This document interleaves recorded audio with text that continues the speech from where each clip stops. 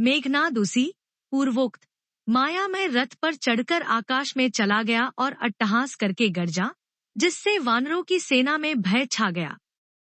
वह शक्ति, शूल, तलवार, कृपाण आदि अस्त्र, शास्त्र एवं वज्र आदि बहुत से आयुध चलाने तथा फरसे, परेख, पत्थर आदि डालने और बहुत से बाणों की वृष्टि करने लगा।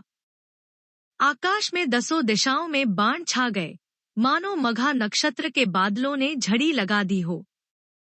पकड़ो, पकड़ो, मारो, ये शब्द सुनाई पड़ते हैं, पर जो मार रहा है उसे कोई नहीं जान पाता। पर्वत और वृक्षों को लेकर वानर आकाश में दौड़ कर जाते हैं, पर उसे देख नहीं पाते, इससे दुखी होकर लौट आते हैं। मेघनाद ने माया के बल से अटपटी घाटियों, रास्तों और पर्वतों कंदराओं को बाणों के पिंजरे बना दिए, बाणों से छा दिया। अब कहाँ जाए, यह सोचकर रास्ता न पाकर वानर व्याकुल हो गए, मानो पर्वत इंद्र की कैद में पड़े हों। मेघनाद ने मारुति, हनुमान, अंगद, नल और नील आदि सभी बलवानों को व्याकुल कर दिया। फिर उसने लक्ष्मण जी, सुग्रीव और विभीषण को बाणों से मारकर उनके शरीर को छलनी कर दिया। फिर वह श्री रघुनाथ जी से लड़ने लगा। वह जो बाण छोड़ता है वे सांप होकर लगते हैं। जो स्वतंत्र, अनंत, एक, अखंड और निर्विकार हैं, वे खर के शत्रु श्री राम जी लीला से नागपाश के वश में हो गए, उससे बंध गए। श्री रामचंद्र जी सदा स्वतंत्र, एक, अद्वितीय भगवान हैं। वे नट की तरह अनेकों प्रकार के दिखावटी चरित्र करते हैं।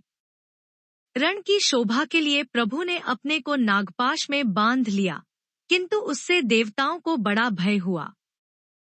शिवजी कहते हैं, हे गिरिजे, जिनका नाम जपकर मुनि भव, जन्म मृत्यु की फांसी को काट डालते हैं, वे सर्वव्यापक और विश्व निवास, विश्व के आधार प्रभु कहीं बंधन में आ सकते हैं? हे भवानी, श्री राम जी की इस सगुण लीलाओं के विषय में बुद्धि और वाणी के बल से तर्क, निर्णय नहीं किया जा सकता। ऐसा विचार कर जो तत्वज्ञानी और विरक्त पुरुष हैं, वे सब तर्क, शंका छोड़कर श्री राम जी का भजन ही करते हैं। मेघनाद ने सेना को व्याकुल कर दिया। फिर वह प्रकट हो गया और दुर्वचन कहने लगा। इस पर जाम्बवान ने कहा, अरे दुष्ट, खड़ा रह। यह सुनकर उसे बड़ा क्रोध बढ़ा। अरे मूर्ख, मैंने बूढ़ा जानकर तुझको छोड़ दिया था।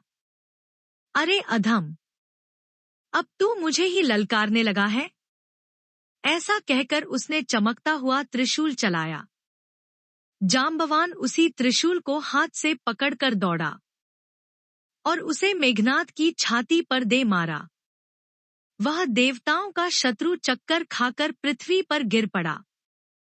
जाम्बवान ने फिर क्रोध में भरकर पैर पकड़कर उसको घुमाया और पृथ्वी पर पटककर उसे अपना बल दिखलाया, किंतु वरदान के प्रताप से वह मारे नहीं मरता।